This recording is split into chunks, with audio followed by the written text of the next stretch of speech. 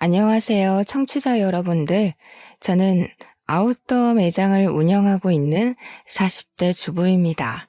저에게 일어난 모종의 사건을 어딘가에 재미나게 풀어내고 싶어서 이렇게 사연을 올려보게 되었습니다. 친구들에게 이야기를 하자니 제 얼굴에 침을 뱉는 격이라 익명의 힘을 빌려서 용기를 내봅니다. 정말 남들이 들으면 콩가루 집안이라고 욕을 할 것 같은 그런 부끄러운 이야기지만 속 안에 감춰두고 있으니 속병이 날 것 같네요. 제가 이런 사연을 올려버리게 결심하게 만들어준 우리 원수 같은 시모. 앞으로 만수무강하길 기원하면서 사연을 시작해 보겠습니다. 저는 결혼 전부터 일찌감치 옷 매장에서 일을 했고, 나이 29살에 능력을 인정받아서 본사 직영점 매니저로 승진을 하게 되었습니다. 일단 30이 되지 않은 나이에 대리점도 아니고 본사 직영점의 관리를 맡는다는 것은 무척이나 이례적인 일이기도 했죠. 보통 다른 직영점 매니저분들이 50대라는 걸 감안하면 제가 어린 나이에도 윗분들의 눈에 들었다는 것이니까요. 그도 그럴 게 꽤 위치도 좋은 아울렛 매장이었는데 매출이 다른 지점에 비해 월등히 높았거든요. 그만큼 제가 고객 관리도 잘하고 언변이 좋아서 매장 운영을 잘했다는 뜻이겠죠. 그래서 능력을 인정받았고 직영점 매니저 자리를 꿰찰 수 있게 되었습니다. 지금 남편이랑은 한때 같이 일했던 직원이 소개팅을 주선해 주어서 만나게 되었습니다. 소개팅이라는 매개체로 잘 될 확률이 무척이나 적다고 하던데 저희는 대화가 잘 통했고 서로의 외적인 부분이 마음에 들었고 그래서 잘 이어지게 되었습니다. 연애를 하는 동안에 싸우는 일도 거의 없었고요. 취미도 비슷하고 생활 습관마저 비슷해서 운명의 상대를 여기서 찾았구나 하면서 지냈습니다. 밖에 나가서 몸을 사용하며 노는 것을 싫어했고 집에 콕 들어박혀서 공포영화를 보는 걸 좋아했고요. 오이는 냄새만 맡아도 둘 다 기겁을 했고 강아지보단 고양이를 더 좋아하는 성격까지 무척이나 비슷했어요. 그렇게 남편과 저는 연애를 3년이나 했고 나이가 차고 혼기가 다가오자 결혼을 하기로 약속했습니다. 그때까지만 해도 우리의 미래에는 꽃길만 가득할 거라 믿어 의심치 않았습니다. 성품이 바르고 심성이 착한 남편에게 그런 시어머니가 존재할 거라는 생각을 전혀 하지 못했기 때문이죠. 제 인생의 변수 같은 예상치 못한 일이 벌어지기 시작한 건 결혼 허락을 받기 위해 처음으로 시댁에 인사를 드리러 간 날부터 시작이 되었습니다. 남편에게 살짝 언지를 듣긴 했지만 시모의 성격이 그렇게까지 소위 말하는 대박인 사람일 줄 몰랐거든요. 안녕하세요 하고 처음 인사를 드리고 시댁 현관에 발을 들이밀자마자 시모가 딱 그러더라고요. 너는 오늘 손님으로 온 자리니까 손 하나 까딱하지 말고 있어라 하고요. 그 말이 무슨 뜻이겠어요? 오늘은 손님이니까 가만히 있더라도 다음부터는 아니니까 분주하게 움직여라. 이 소리 아니겠나요? 더 대박인 건 남편보다 먼저 결혼한 남동생이 있었는데 그러니까 동서. 저한테는 동서되는 사람한테 이것저것 죄다 시키더라니까요. 네 형님 될 사람이 오니까 분주하게 일을 하라면서 동서한테 일일이 시키는데 시모는 손 하나 까딱 안 하고 옆에서 지시만 내리더라고요. 살얼음판 걷는 듯한 기분이 들고 속으로 와 이거 큰일 났다. 시집살이 대박으로 시키는 거 아닌가 하면서 눈치만 봤죠. 그런데 더 대박인 건 그런 시모에게 한마디도 지지 않는 동서였다는 거죠. 진짜 보통이 아닌 수준이다 하고 느꼈는데 이 기센 사람들 사이에서 나는 살아남을 수 있는 건가 싶었습니다. 시모가 동서한테 간이 싱겁다 하면 동서는 어머님 소금 주세요. 시모는 동서 째려보면서 거기 있다 하면 손이 안 닿아요. 고춧가루는요? 거기 있잖니. 계란도 좀 꺼내주시고요. 너는 손이 없어 발이 없어? 하면서 둘이 말싸움을 하더라고요. 시모가 이래라 저래라 하면 동서는 그거 주세요, 저거 주세요 하고 시모가 네가 직접 가져가라 하면 동서는 저 그거 어디 있는지 몰라요 하고 둘이 무슨 꽁트 찍는 것처럼 대화를 하는데 웃긴 건 동서는 정말 시모를 보조원처럼 부려먹으면서 집안일을 하더라고요. 그 정도면 누가 누구 수발을 들고 있는 건지 헷갈릴만 하더라고요. 저는 그 사이에서 약간 체하는 기분을 느끼며 이 난간을 어찌 헤쳐가야 할까 고민을 했죠. 다행스럽게도 동서가 아주 쿨한 성격을 가진 여자였다는 거죠. 밥 잘 먹고 이야기 잘 나누고 집에 간다고. 남편이랑 저랑 서방님네랑 다 같이 나왔는데 동서가 저를 슬며시 잡더라고요. 형님 되실 분이니까 터놓고 이야기할게요. 절대로 기죽으시면 안 되고요. 또박또박 싸워서 이기셔야 돼요.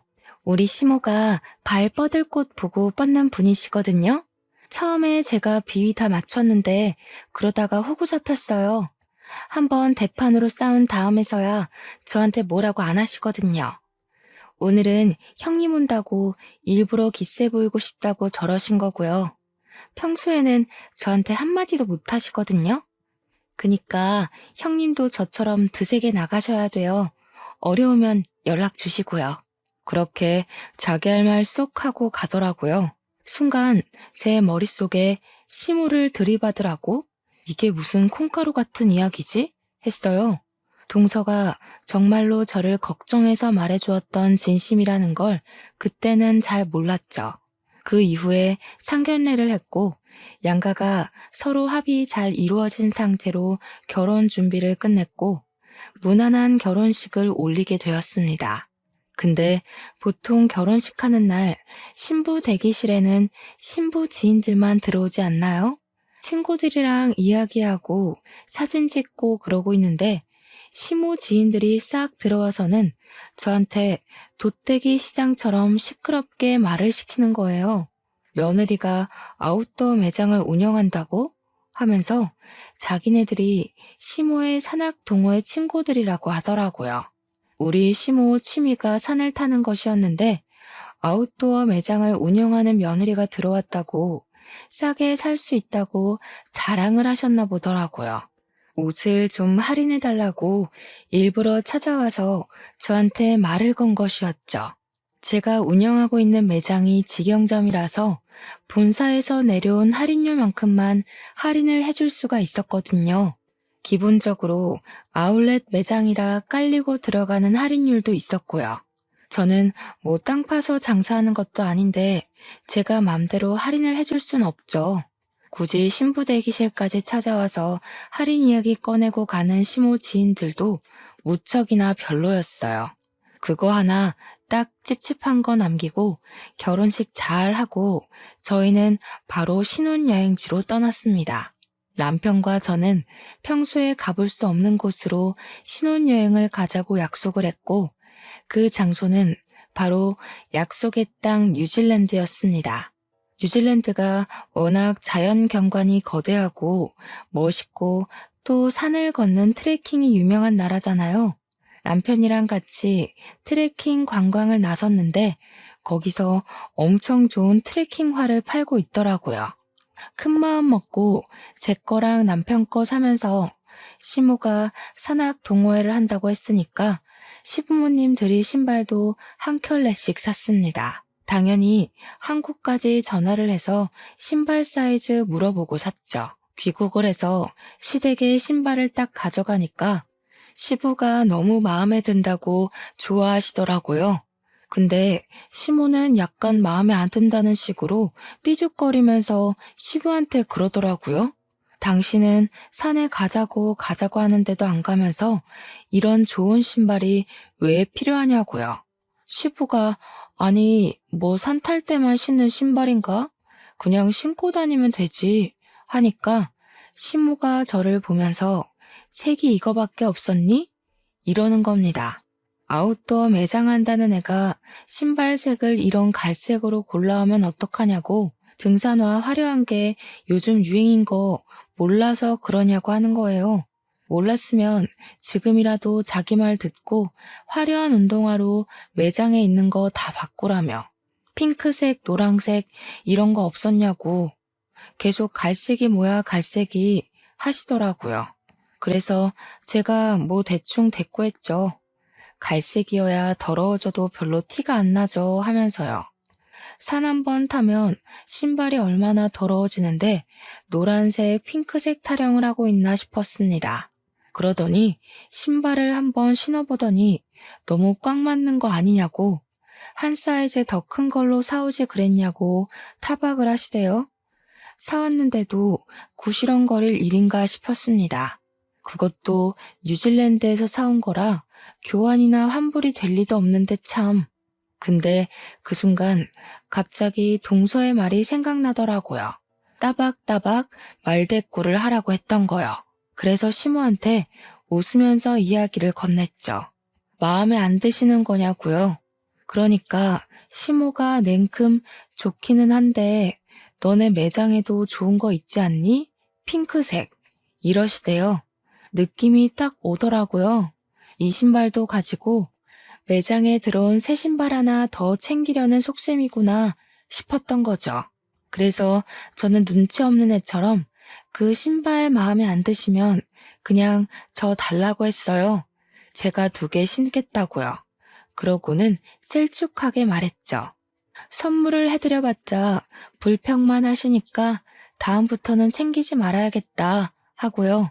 시모가 저한테 뭘 그렇게까지 이야기를 하냐고 우리 매장에 있는 신발 하나 더 얹어주면 되는 거 아니냐고 하더라고요.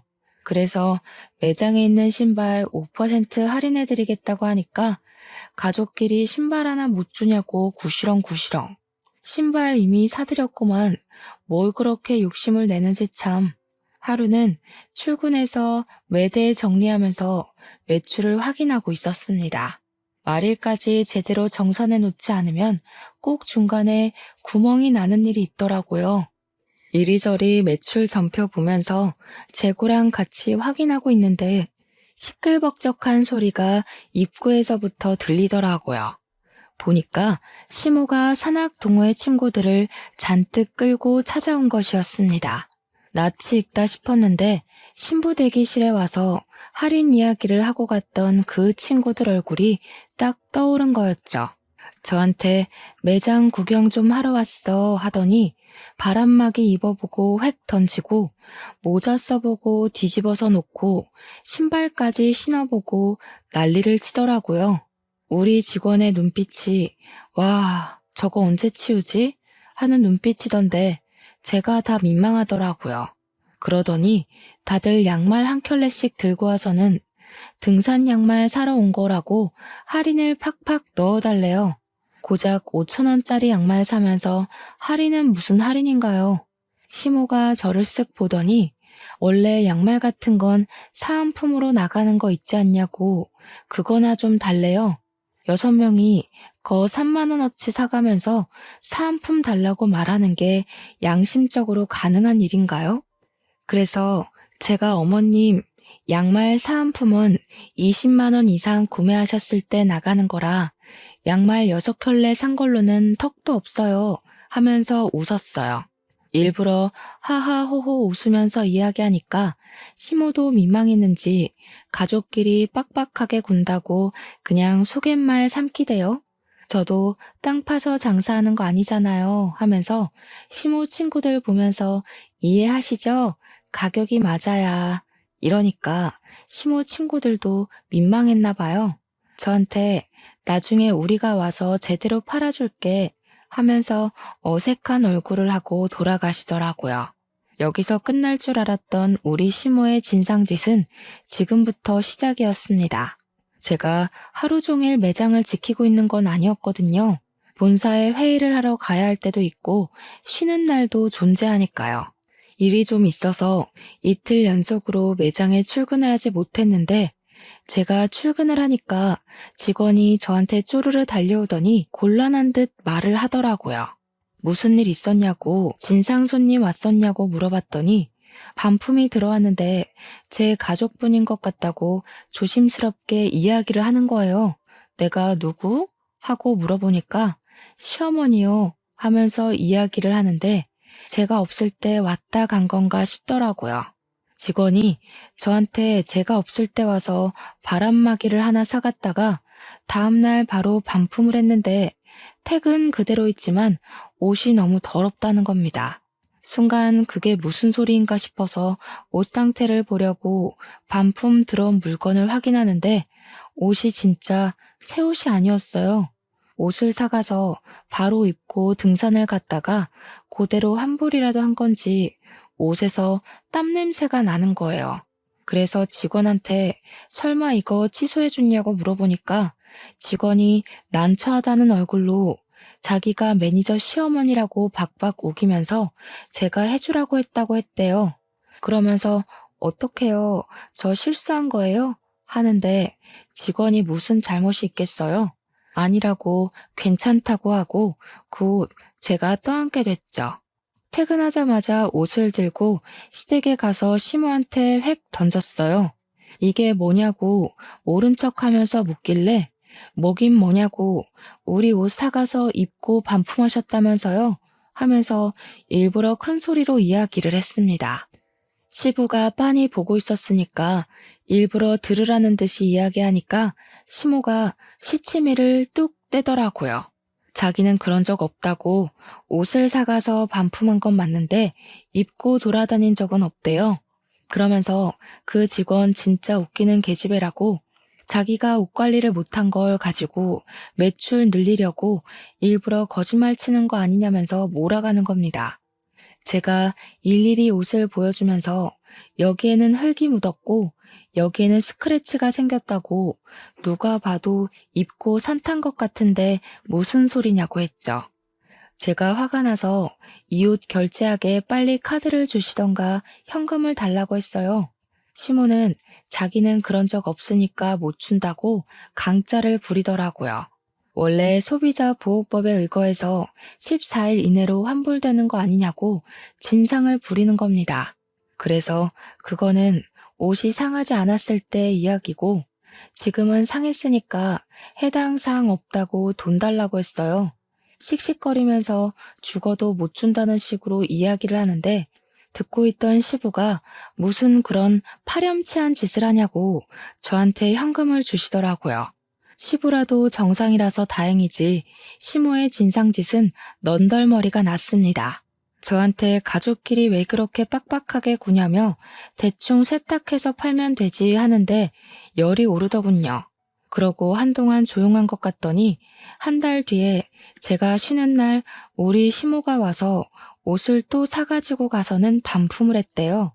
직원한테 이번에도 옷이 더럽냐고 물어보니까 그건 아닌데 하면서 말꼬리를 흐리더라고요.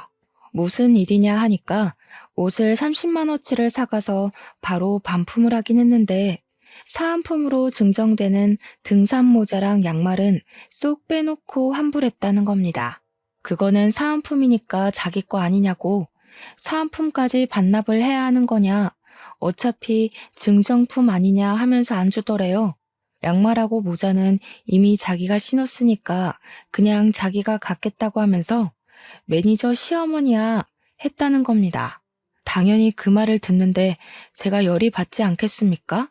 또 시댁으로 찾아갔죠. 신부가 보자마자 이번에는 안 입고 반품했다고 당당하게 말하길래 사은품은 왜 챙겨가서 돌려주지 않냐고 했습니다. 사은품이요. 저희도 공짜로 나눠주는 거 아니고요. 매장에서 돈 주고 사서 고객들한테 감사한 마음에 드리는 거예요. 근데 어머님께서 그렇게 쏠랑 사은품만 챙겨가시면 다른 고객님 한 분은 그 사은품을 받을 수가 없잖아요. 우리가 땅 파서 장사하는 거 아니라고 몇 번을 말씀드려요? 저희 매장에 찾아오지 마세요. 어머님한테는 저 더 이상 물건 안 팔겠습니다. 우리 직원한테도 말해놨으니까 다음에 또 오시면 경찰 부르던가 할 거예요. 아시겠어요? 그렇게 이야기를 하니까 시모가 저한테 씩씩거리면서 너 내가 무서운 줄 모르고 막 나가는구나 하는 겁니다. 저도 참지 않고 버럭하면서 이야기를 했죠. 무섭긴 누가 무섭냐고요? 시모가 갑인 줄 알고 그러냐고. 나한테 무서운 건 우리 회사 사장님 말고 없다고. 이러다가 내가 잘리게 생겼는데 뭐가 어쩌고 어째요? 하면서요. 일부러 시모 자존심 상하라고 내가 시모 아들보다 돈 더 많이 번다고 고작 중소기업 과장이 나보다 더 능력이 있겠냐, 뭐가 있겠냐고요, 했죠. 시모도 지지 않고 저한테 지금 우리 아들 무시하냐고 소리를 지르길래 시모가 잘하면 내가 무시할 일이 뭐가 있겠냐고 맞받아쳤어요. 시모가 나한테 잘하면 나도 당연히 시모 아들한테 잘하지 않겠냐고 하니까 입만 삐죽이고 아무 말도 못하더라고요. 옆에서 보고 있던 시부가 저한테 말 잘했다고 시모한테는 왜 안 하던 짓을 자꾸 해서 며느리 쪽팔리게 만드냐고 한 소리 하셨어요. 시모가 시부를 보면서 이 집안에 자기 편은 하나도 없다고 밖에 나가서 자기 편 만들어 와야겠다고 하더라고요. 이걸 그냥 나만 알고 있어야 하나 고민을 하다가 결국 동서한테 전화를 걸어서 이야기를 했죠. 그러니까 동서가 엄청 잘한 거라고 그렇게 100번을 말해야 겨우겨우 알아듣는다고 하더라고요. 자기는 백화점 속옷 매장에서 일을 했었는데 결혼하고 얼마 되지 않아서 팬티를 사가서 입어놓고는 환불을 하러 왔대요. 동서가 입던 팬티는 환불 안 된다고 고래고래 소리치면서 이야기를 했더니 그제야 쪽팔린 줄 알고 돌아갔다고 했대요. 백화점 매장에 블랙 컨슈머로 등록까지 시키고 백화점에서 따로 관리 대상으로 분류하게 했더니 그제야 찾아오지 않더라며. 와, 너무 충격적이지 않나요? 입던 팬티를 환불하러 오는 게 말인지 방귀인지 상상 초월이었습니다. 그렇게 제 말을 잘 알아들은 줄 알았던 시모는 제가 쉬는 날 골라서 또 매장에 찾아왔더라고요. 도대체 어디에 신복을 숨겨놓은 건지 제가 쉬는 날은 기가 막히게 알고 찾아오더라고요. 이번에는 남성용 등산화랑 남성용 등산용품을 몇 개 사가길래 직원이 주시하고 있었다고 하더라고요. 근데 의외로 환불이 들어오지 않았고 가격도 후려치지 않고 제값 주고 사갔다고 이야기를 하더라고요. 그래서 저는 시모가 웬일이지 남성용 등산용품은 왜 사간 거지 싶었죠. 시부가 등산에 취미가 없어서 시모 혼자 친구들이랑 다니는 거였거든요. 이제 시부도 등산을 가나 싶어서 부부가 같이 취미 생활을 하시려나 보다 이건 좀 부럽다 하면서 생각을 했죠. 우리 남편이랑 저랑은 아무래도 시간이 잘 맞지 않아서 결혼 이후에는 취미 생활을 즐기지 못했거든요. 어차피 밖에 나가서 몸을 쓰는 취미 활동을 하는 것도 아니긴 해서 집에서 영화나 보고 게임이나 하고 하는 게 전부지만요. 시부모님이 매번 싸우기만 하는 줄 알았는데 취미 생활을 같이 한다고 하니까 부러웠죠 뭐. 시모가 오랜만에 가족들 한데 모여서 밥 먹자고 하길래 시댁에 방문을 했는데 저는 매장을 운영하는 사람이니까 딱 보면 알잖아요. 등산화 모델명만 봐도 어떤 신발인지 눈에 들어오는 그런 안목이요. 분명 신발도 사가고 용품도 사갔는데 현관에서 신발장을 둘러보는데 그 신발이 없더라고요. 그래서 뭐지? 싶어서 시모한테 남성용 등산화 사가셨다고 들었는데 아버님이랑 등산 다니시는 거 아니었어요? 하고 물어봤죠. 시모가 순간 당황해하면서 아니라고 그거 우리 동호회 사람이 생일이어서 선물하려고 산 거였다고 하더라고요.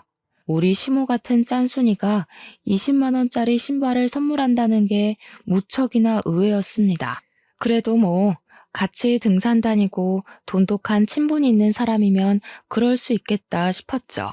근데 사건이 와장창 터지고 만 것입니다. 2달 뒤에 시부가 남편한테 연락을 해서는 신세한탄을 하면서 시모랑 이혼을 하기로 했다고 통보를 했대요. 그 이야기를 전해 들은 저와 서방님네는 놀래서 시댁으로 찾아갈 수밖에 없었죠. 두 분이 방금 전까지 싸운 건지 씩씩거리면서 문을 열어주는데 남편이 다짜고짜 이혼이 무슨 소리냐고 물어봤어요. 그러니까 시부가 부들부들 떨면서 네 엄마 바람났다 하면서 사진을 보여주더라고요. 시무가 웬 남자랑 같이 팔짱을 끼고 등산을 하고 같이 차를 타고 저수지에서 낚시도 하고 커플룩으로 차려입고 데이트를 하는 사진들이었습니다. 그러면서 시모가 소름 끼친다고 이런 걸 따라다니면서 어떻게 사진을 찍을 생각을 하냐고 당신 의처증이냐고 화를 내대요. 그 사진을 보는데 등산복이며 등산화며 용품이며 너무나도 눈에 익은 물건들이 있더라고요. 우리 매장에서 사갔던 그 용품들이며 옷이며 알고 보니 내연남한테 사주려고 반품도 안 하고 제값 주고 사간 것이었습니다. 제가 어이가 없어서 이거 다 저희 매장에서 사간 물건이네요 하니까 시모가 뭘 그런 걸 입 밖으로 꺼내냐면서 성질을 부리더라고요. 시부가 눈 돌아가지고 당신 미쳤냐고 며느리 매장에서 내연남 줄 선물을 사가? 이러더라고요. 당장 이혼하자고 당신 같은 여자랑 하루도 더 살고 싶지 않다고 진절머리를 치셨습니다. 그러자 시모가 놀래서 아니 당장 자기 보고 어딜 가서 살라고 이혼을 하자는 거냐고 소리를 꽥 지르니까 시부가 자기 알 바 아니래요. 내연남 집에 가서 살든 밖에 나가서 얼어 죽든 마음대로 하자고 당장 우리 집에서 나가라고 내연남이 호랩이라며 하더라고요. 그 집 가서 엄마 노릇하면서 하하호호 살면 되겠네 하는데 부부싸움 살벌하게 하시는 거 있죠? 시모가 자기가 못할 것 같냐면서 자식들이 말리기도 전에 짐을 싸서 획 나가버렸어요. 물론 아무도 말릴 생각이 없긴 했지만요. 남편이고 도련님이고 시모의 바람이 무척이나 충격이었나 보더라고요. 결국 두 분 나이 67세에 협의 이혼을 했고요. 위자료랑 재산 분할은 그냥 없는 셈 치고 이혼만 하기로 했다고 하셨습니다. 그리고 정말 충격적이게도 시모는 진짜 내연남의 집에 들어가서 살림을 차렸다는 겁니다. 우리 남편이 전화해서 어디서 뭐 하면서 살고 있냐고 아빠한테 지금이라도 싹싹 빌고 집에 들어가라고 연락을 했더니 시모가 웃더래요. 자기가 왜 그래야 하냐며 너무너무 행복해서 미칠 것 같다고. 더 충격적인 건 내연남의 딸을 우리 딸 하면서 부른다는 겁니다. 우리 딸이랑 데이트도 하고 딸 키우는 재미가 있다면서 너도 새아빠 한번 만나볼래? 하면서 남편한테 이야기를 했대요. 남편이 식겁을 해가지고 누가 새아빠냐고 화를 내니까 자기랑 내연남이 결혼하면 너한테 새아빠 되는 거지 했대요. 남편은 우리 엄마가 그런 사람인지 몰랐다면서 충격에 부들부들 떨었죠. 그런데 더 충격적인 건 아직 남아 있습니다. 시모가 어느 날 우리 부부하고 서방님네 부부를 불러서 같이 밥 먹자고 식당에 데려가셨어요. 좀 고급진 그런 식당 있잖아요. 룸으로 딱딱 막혀있는. 불러서 나갔더니 거기에 시모만 있는 게 아니라 웬 여자랑 시모 내연남이 떡하니 자리 잡고 있더라고요. 시모가 그 여자애한테 인사하라고 너네 오빠랑 올케 언니들이야 하면서 우리 보고는 얘가 신우되는 아이니까 친하게 지내라고 하는 겁니다. 우리 넷은 자리에 앉지도 못하고 어이가 없어서 숨만 쉬고 있었는데 시모가 그러더라고요. 오늘 너네 새아버지 생신이시거든. 자식들하고 며느리하고 자랑도 좀 할 겸 친해지라고 불렀어. 아이고, 든든한 아들이 둘이나 생겨서 노후 걱정 없이 편안하겠어. 둘이 북치고 장구치고 다 하는데 정신 나간 거 아닙니까? 우리 남편이 열이 받아서 눈에 핏발을 세운 채로 이야기를 했죠. 누가 누구 노후를 책임진다고 이런 개소리를 정성스럽게 하십니까? 어머, 얘. 못 배워먹은 사람처럼 새아버지한테 그게 무슨 말버릇이니? 당장 사과드려. 남편이랑 서방님은 사과는 무슨 얼어 죽을 사과냐고 이런 자리인지 모르고 나온 거니까 두 번 다신 이런 자리 만들지 말라고 엄포를 놓았습니다. 한 번만 더 이런 경우 없는 짓 하면 시모고 나발이고 인연 끊겠다고 선언을 했죠. 뒤돌아서 나오는데 시모가 막 뛰어나오더라고요. 제일 뒤에 걷고 있던 제가 만만한지 저를 딱 붙잡고는 사정을 하더라고요. 얘, 돈 좀 주고 가라. 우리 아들들이 낼 거라고 내가 설레발 다 쳐놨는데 일부러 비싼 집으로 골라왔는데 내 체면은 살려줘야 하지 않겠니? 저 지갑 안 들고 왔는데요. 어머님이 불러내신 거라 당연히 어머님이 사주시는 건 줄 알고 지갑 안 들고 왔죠. 야, 너네 버르장머리 없이 뭐 하는 거야? 당연히 자식들이 사야지 내가 돈이 어딨어. 아까 방에 있던 어머님이 좋아 죽겠다고 했던 내연남 딸한테 내라고 하세요. 뭐? 내연남 딸? 너한테는 시누이야. 어머, 저한테 왜 시누이예요? 우리 남편이랑 저 여자랑은 가족이 아닌데요. 그러고는 재빨리 식당을 빠져나왔습니다. 우리 남편은 완전 열이 받아가지고 엄마가 저렇게 파렴치한 인간인 줄 몰랐다고 어떻게 저런 짓을 할 수 있냐고 시부가 불쌍하다고 난리였어요. 그런데 여기서 일이 끝났으면 제가 사연을 쓰지도 않았겠죠. 더 파렴치한 일은 그 뒤에 벌어지게 되었습니다. 제가 글쎄 생각지도 못했던 갑상선암에 걸리게 된 것입니다. 임신을 준비하던 도중 수치가 이상하다는 종합검진 결과에 놀라서 큰 병원을 찾아가니 갑상선암이라고 하더라고요. 물론 완치율도 높고 다른 사람들보다 훨씬 더 빠르게 발견을 하게 되어서 수술만 하면 괜찮을 거라고 하더라고요. 평생 약을 달고 살아야 해서 한동안 임신 계획은 가지면 안 된다고 했지만 그 이외에는 아무 문제도 없을 거라고 저를 안심시켜 주었습니다. 의사의 조언에 따라서 수술 날짜까지 빠르게 잡고 났는데 그래도 제가 암이라는 사실은 변하지가 않잖아요. 남편과 저는 한동안 마음을 추스르느라 바빴습니다. 치료와 수술을 해야 하는 바람에 어쩔 수 없이 한동안 일을 쉬어야 하는 처지에 달했고 매장 관리는 결국 다른 사람에게 넘기게 되었습니다. 본사에서는 수술 이후 경과가 좋아지면 다른 매장을 주겠다고 했지만 제 첫 매장이다 보니 애착이 가는 건 어쩔 수 없었어요.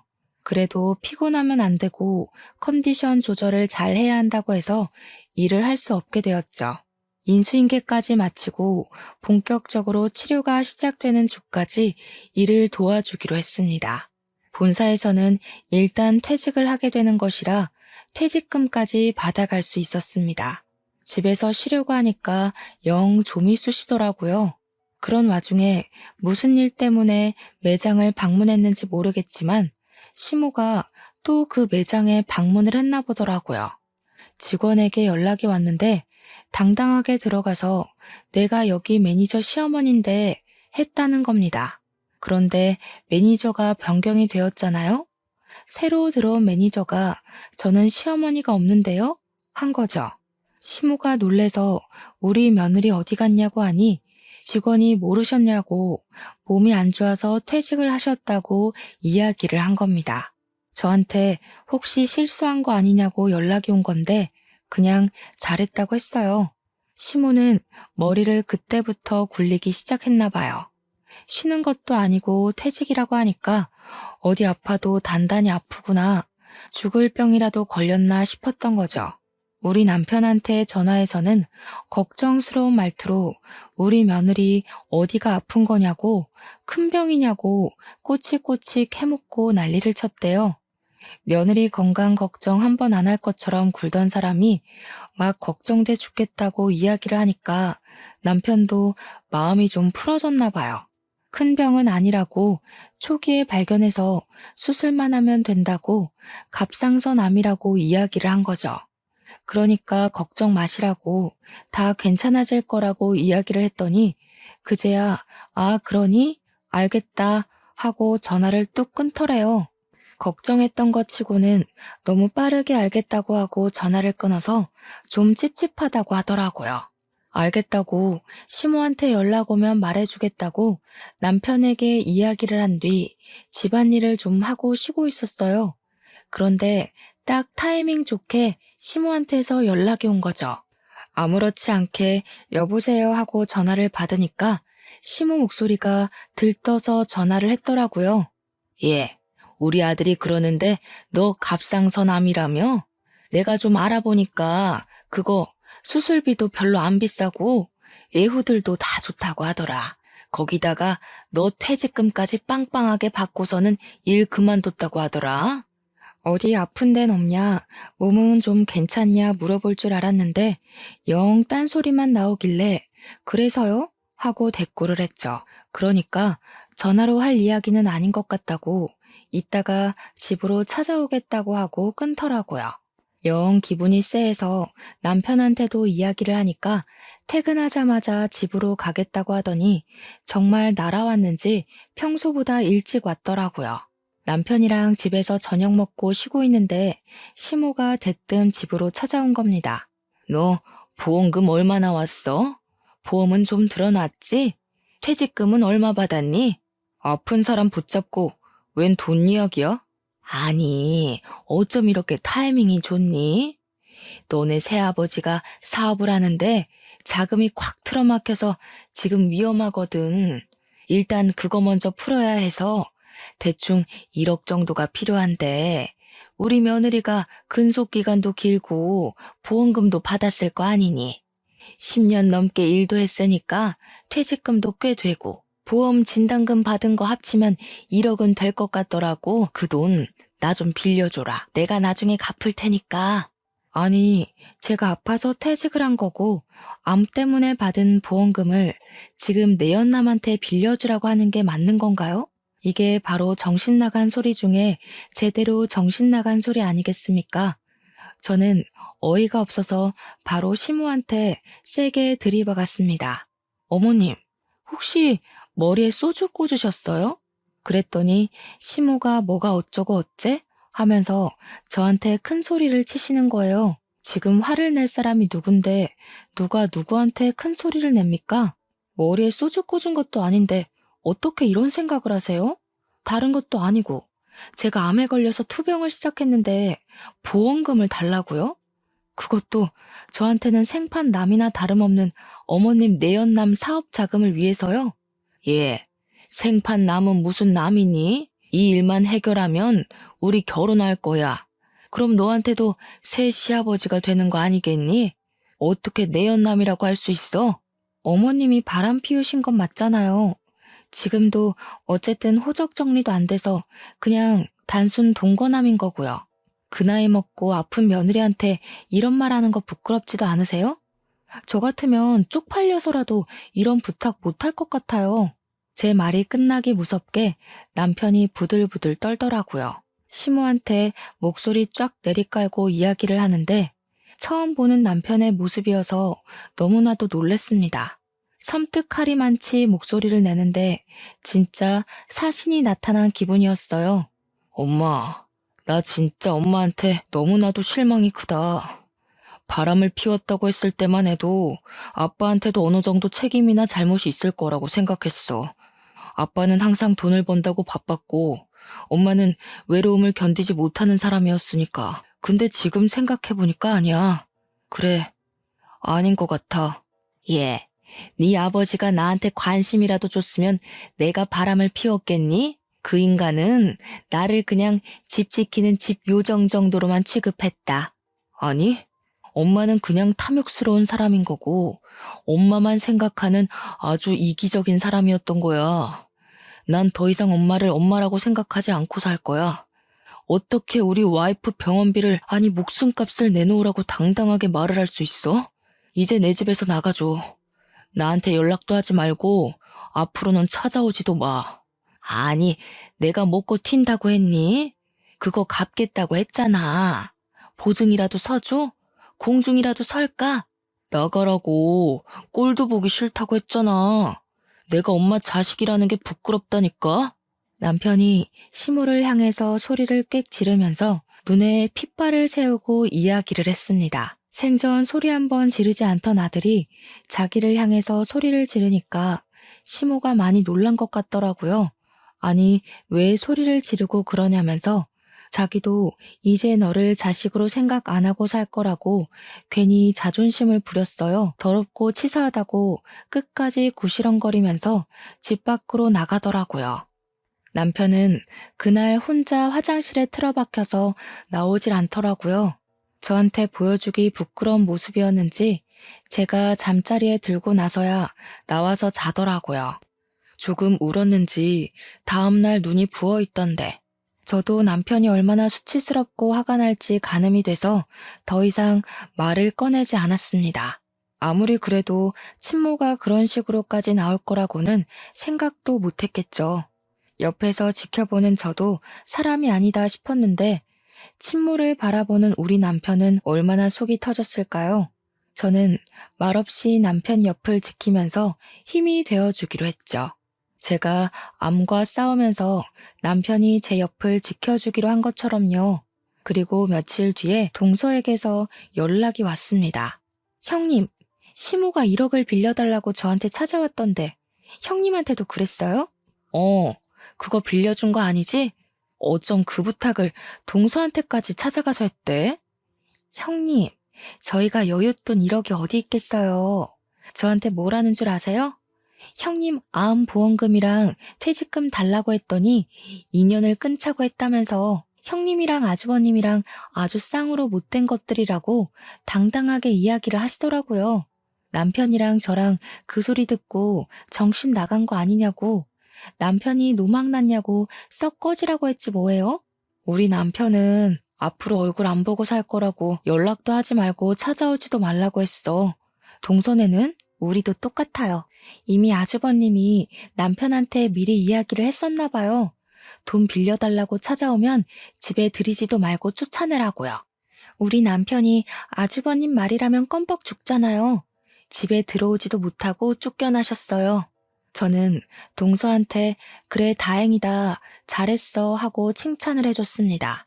우리 부부는 시모를 없는 사람이다 생각하고 지내기로 했다고 동선에도 그렇게 하라고 전했죠. 그러니까 동서가 마지막으로 딱 그 말을 하대요. 사람이 욕심부리고 이기적으로 굴면서 자기 생각만 하고 살 때 알아봤어야 했다고요. 그렇게 통화를 마무리하고 나서 저도 마음을 완벽하게 비웠습니다. 그 뒤로 한동안 조용했던 일상을 보내고 수술을 받고 회복을 하던 와중이었습니다. 수술 후 2개월이 지나기도 했고 오랜만에 시부한테 반찬이나 가져다 드리려고 보자기에 반찬통을 싸서 시댁에 찾아갔어요. 그런데 시댁 문간 앞에서 시모가 울고불고 그러고 있더라고요. 문은 꽉 닫혀 있고. 시모가 저를 쓱 보더니 퉁퉁 부은 눈으로 반찬 싸들고 온 거냐고 잘 됐다고 문 좀 열어보라고 하더라고요. 제가 미쳤다고 시부가 닫아둔 문을 열겠습니까? 바로 경찰을 불렀습니다. 경찰차가 요란한 소리를 내면서 찾아왔고 시모는 저한테 네가 부른 거냐고 사색이 되어서 묻더라고요. 집 앞에 경찰차가 오고 소란스러워지니 그제야 시부가 문을 열어줬어요. 저한테 경찰 부른 거야? 하길래 네 했더니 시부가 잘했다고 칭찬을 해주셨습니다. 고 경찰 양반, 저 망할 옆에 내가 남의 집에 주거 침입하려고 했으니 잡아가시오. 아니 여보, 남의 집이라니 어떻게 이 집이 남의 집이야? 우리 집이지. 오호, 이혼을 했으면 남이지. 그 동거남은 어쩌고 여기 와서 같이 살자고 한 번만 봐달라며 울고불고 빌어? 경찰분들 수고 많으십니다. 저 옆에 내 당장 데려가서 가둬버리쇼. 경찰은 이미 신고가 들어왔고 주거 침입이라는 명분이 있어서 어쩔 수 없다며 시모를 끌고 가셨습니다. 저는 시부한테 반찬을 잘 전해드리고 집으로 돌아왔고 그날 저녁 시부에게서 연락이 왔어요. 경찰이 조사를 끝냈다고 시부한테 연락을 주면서 사건의 전말을 알게 되었습니다. 시모는 결국 1억을 구하지 못했고 내연남은 시모한테 온갖 난리를 떨면서 쫓아냈다고 하더라고요. 알고 보니 내연남도 1억을 구해다 주겠다는 시모의 말에 속아서 같이 동거를 했던 거라고 하더군요. 내연남이 시모한테 그 돈 때문에 7살이나 많은 늙은 아줌마랑 동거까지 한 건데 그 돈 못 구해와서 길바닥에 내앉게 생겼다고 했대요. 시모가 돈이 있어 뭐가 있어요? 시부한테 원룸이라도 얻어달라고 사정사정을 했다는데 시부가 그것도 거절했대요. 나중에 듣기로는 뭐 지방에 있는 친척네 집으로 갔다는 것 같은데 별로 궁금하지 않더라고요. 시부도 그렇고 우리 남편도 서방님도 강단 있는 사람이라서 일이 확실하게 해결됐지 아니었으면 시모가 누울 자리 보고 뻗었겠죠. 저는 암 수술은 무사히 완벽하게 제거되었고 의사 선생님이 경과가 좋아서 2, 3년 지나면 임신 계획을 세워도 좋을 거라 했습니다. 남편과 저는 하루빨리 이세를 만들고 싶어서 시간이 흐르기만 기다리고 있어요. 우리 가족에게 새 생명이 찾아와 더욱더 화목해지길 기대해봅니다. 제 이야기를 여기서 마치도록 할게요. 오늘도 고생하셨고 수고하셨고 또 좋은 하루 보내세요.